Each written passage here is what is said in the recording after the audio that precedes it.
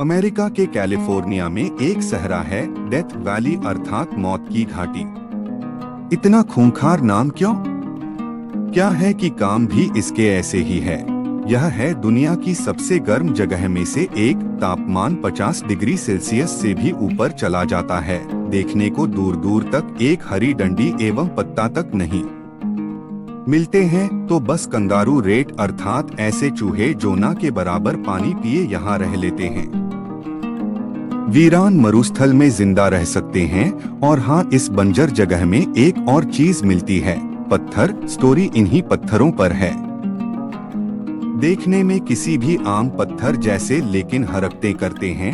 हरकत मतलब हिलते हैं। यह पत्थर, वह भी अपने आप, आज यहाँ तो कल वहाँ। यही बात डेथ वैली को दुनिया भर में मशहूर बनाती है। सूखी झील में खुद से सरकने वाले यह पत्थर सालों तक वैज्ञानिकों के बीच पहेली बने रहे। डेथ वैली में एक जगह है जिसका नाम है रेसट्रैक प्लाया।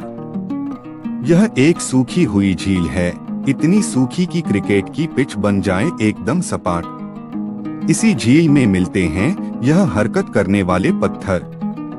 यह पत्थर पड़े नहीं रहते क्योंकि सरकते रहते हैं।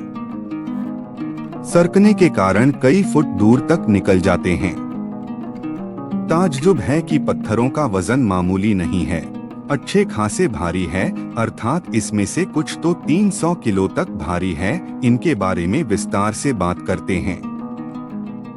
डेथ वैली में मौजूद करीब 4:30 किलोमीटर लंबी यह रेस ट्रैक प्लाया झील करीब 3700 फुट की ऊंचाई पर है। आबादी से 20 किलोमीटर दूर यह झील दो पहाड़ियों के बीच नजर आती है। यहाँ के सरकने वाले पत्थर सेलिंग स्टोन कहलाते हैं। कहते हैं पहली बार इन्होंने 1940 के दशक में लोगों का ध्यान अपनी तरफ खींचा। इसके बाद यह वैज्ञानिकों के लिए सालों साल पहेली बने रहे। लोग भी दशकों तक बहस करते रहे कि यहाँ ना आदमी है ना आदमी की जात, तो यह पत्थर सरक कैसे रहे हैं और उनके पीछे यह निशान कैसे बनते हैं, कैसे सुलझी गुत्थी। सेलिंग स्टोन का रहस्य जानने के लिए साइंटिस्ट सालों तक उनकी लोकेशन रिकॉर्ड करते रहे। पहचान के लिए उनके नाम भी रखे गए ताकि देखा जा सके कि फलाना पत्थर इस दिन इधर था और उस दिन उधर था।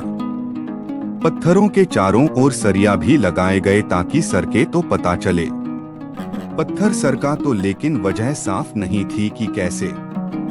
फिर एक दौर आया जब यह थ्योरी दी जाने लगी कि शायद झील में जमने वाली बर्फ की वजह से यह सरकते होंगे। दरअसल रेगिस्तान या मरुस्थल दिन में तो बेहद गर्म होते हैं और रात में बहुत ही ठंडा।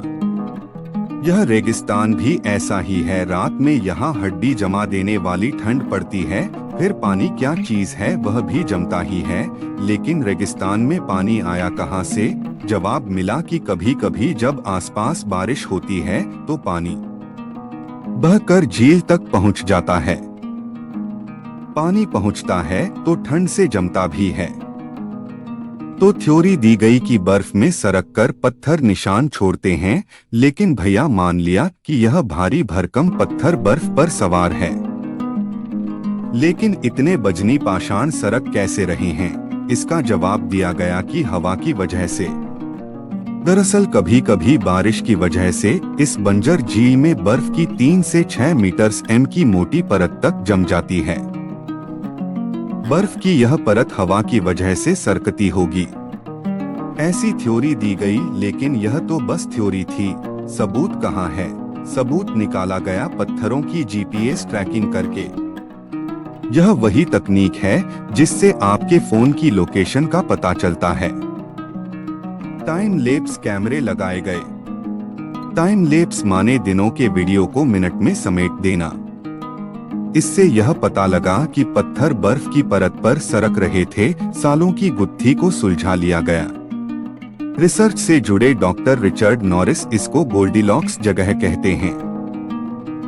गोल्डीलॉक्स माने सभी चीज एकदम सटीक होना, ना इधर ना उधर। सपाट रेगिस्तान भी, बर्फ भी, कभी कभी बरसात भी, पत्थर भी, तेज हवा भी। तो देखा दोस्तों आपने कि हमारी पृथ्वी पर कितनी अजीबोगरीब जगह भी उपस्थित है। तो आज के लिए इतना ही, धन्यवाद।